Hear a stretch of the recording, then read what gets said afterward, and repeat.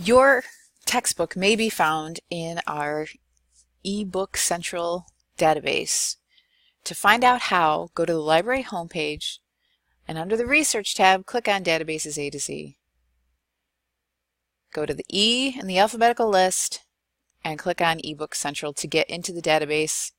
In the search box, paste the title of the textbook you are looking for, and you will notice this is the correct author and the correct year, and this book would be available.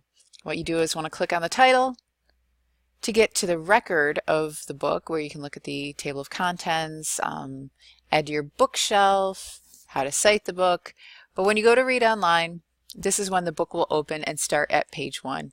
Yes, of course, you can search within the book if you wanted to find a specific part, but otherwise you will scroll through the 290 pages.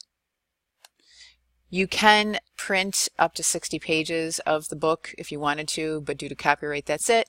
But please make sure that you add this to your bookshelf so that when you go to your bookshelf, you will find this conveniently every time you log into this database, and you'll log into it using your MyNU login.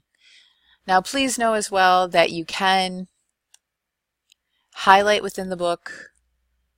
I'll show you how to do that. Let's go to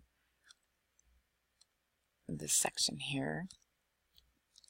Okay, so here's page 48, and it's still searching for my original search term, so you would change that. But once you highlight, 3 different colors will come up.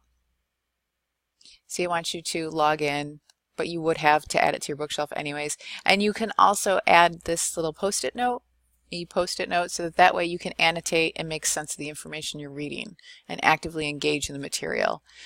Any additional questions, please contact the librarian on duty